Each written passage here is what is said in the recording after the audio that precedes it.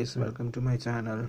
Today I thought I'll make a video on multimeter, a digital multimeter.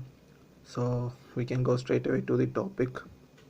And before physically introducing the digital multimeter that you see in front of me, I'll just give you a brief instruction brief idea of what is the major purpose of this multimeter.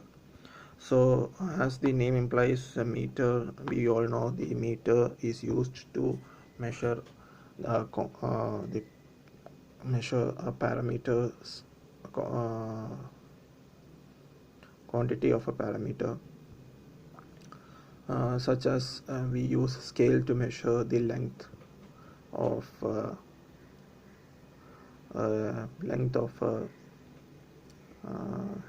book. For example, we take a 30 centimeter scale and measure the length of a book, width of a book, height of a book. Likewise, to measure an electrical quantity, we need digital multimeter. So there are multiple parameters that is to be measured in electrical system in order to analyze or to find out or to troubleshoot the issues occurring in the power system or the electrical system by the engineers. So this guy in front of me is truly helping the electrical engineers as well as the electrician to analyze the power systems quality and to accurately find out the trouble and rectify it with a minimum effort and time. So in order to first before using multimeter, we need to know or have an idea about the parameters that is to be analyzed or measured in electrical system. So the first major parameter is we all know it is voltage, and the second is the ampere or the current. So this two term, voltage and current, is a common day-to-day term that normal common people hear. So general for understanding what is voltage and ampere in detail, we need I request you guys to Google it or YouTube it, and you can find many interesting videos giving you idea of what is voltage and current is. So other than voltage and current, there are frequency to be measured, there are temperatures to be measured, there are resistance, capacitance and inductance to be measured, and the parameters goes further based on the complexity of the electrical system. So now we can go into the multimeters panel, front panel. Along with this, every multimeter you get a probe, two or three probe, generally two probe, one black probe and a red probe. This black and red is just for color indicating, and this indication will help you to connect the probe in correct slot shown below. And this multimeter in front of you is quite expensive and it's professional, and its name is Fluke 179. And at first I direct your eyes towards the top end LCD display, which is having a black backlight.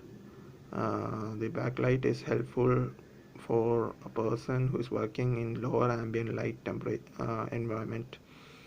and it comes with this features. It's not necessary, but it comes with a professional as well as expensive type multimeter like Fluke. And this is LCD display. So to on a multimeter, you can see there is a rotatable switch knob here, and now it is the knob's position is in off, and if you want to on it, you can just flip it. Now now we can see the LCD display is on, and initial reading what you see is the error signal. Every meter has a certain error signal in it, and it need to be calibrated uh, and find the how much error it carries. And this is the general procedure for uh, understanding the error of a meter is by doing its calibration. So straight away we can go what are this indication is. This is off indication. This is, as we know, all V indicates for voltage, and nearby the above the V there is a sine wave indication which indicates it is used to measure AC. And again, for the common people or non-techie guys, this electric systems are basically of two types. One is AC alternating current type and DC direct current type. For now in commercial and industrial application, we are using worldwide alternating current application, and the DC current application is limited to uh, limited application to such as mobile, EVs, etc., where the battery is used as a source of power. So other than voltage, we can measure hertz. So when we flip the rotatable knob from off to on, defaultly it comes to auto range position, here in which we can directly the guy can measure the quantity directly from the system using the two probes. So before that we should connect the probe to particular slots. If you want to measure voltage, you should connect your red probe to the socket of voltage which is indicated as V. So in this socket, if you connect the red probe, we can measure voltage, as well as you should connect the black probe to the common port. So in this combination we can measure the voltage. Other than voltage, we can measure the resistance, as well as we can also use to check the diode also using this combination. And hertz too, you can measure hertz. So defaultly it comes with the auto range voltage, and if you want to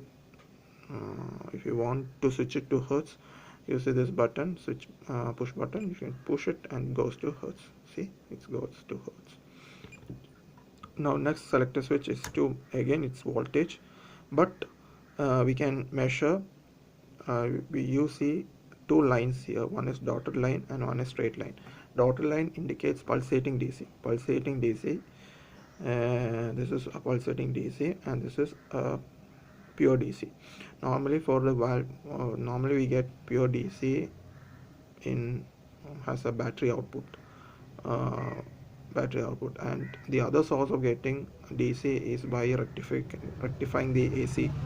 By rectifying the AC we get DC, but that DC will not be as pure as battery voltage, it will be a pulsating DC. For that DC, for any quantity that is pulsating, will also have a hertz frequency, so we can also measure the frequency of a pulsating DC. So defaultly, if you when we flip this rotatable knob to this position, defaultly it comes DC of measuring with auto range, measuring the voltage. And if you want auto range, we need to we can manually select the range in different decimal points, but defaultly it comes with auto range. So if you want to measure the frequency of a pulsating DC, let us say we press it, it goes to DC hertz, pulsating DC hertz. Now if we switch again to next selector, it is millivolt. M indicates for milli and V indicates for volt, and this is for both pulsating DC and the pure DC. Here also we can change. Here we can't change the range because it is defaultly it is millivolt, so we can't change. But other than millivolt, in this combination, other than DC millivolt, we can also measure temperature in Fahrenheit. For that we should change the option, and now it's indicated Fahrenheit temperature.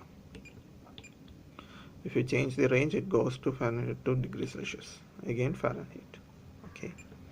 Now the next position is to measure this symbol of ohm indicates the electrical quantity resistance, and this indicates capacitance. So defaultly when we switch the knob to ohm position, it comes with auto range and default mega ohm. So if you want to measure it in ohm, you should manual range it. Now it comes ohm, a kilo ohm, and mega ohm. And if you want to change into capacitance mode, we can press this button. Now it defaultly goes to nanofarad, and we can select the range to microfarad.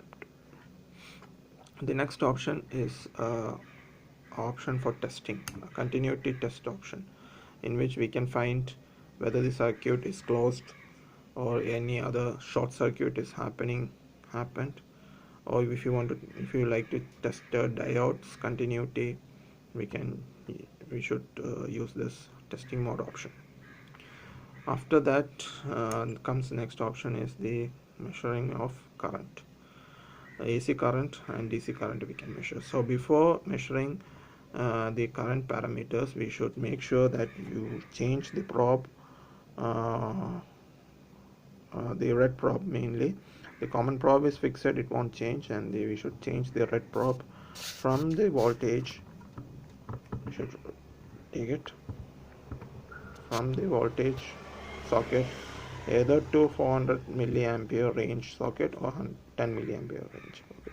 So now my selector switch is in milliampere range, so I should put this red probe into milliampere range, and I go for measurement. Or else if I want to increase the range, I switch the knob and also remove this knob from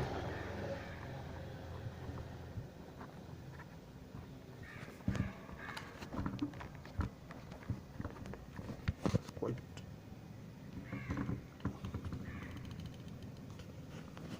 hard to remove. So I should remove this probe and refix to 10 ampere knob.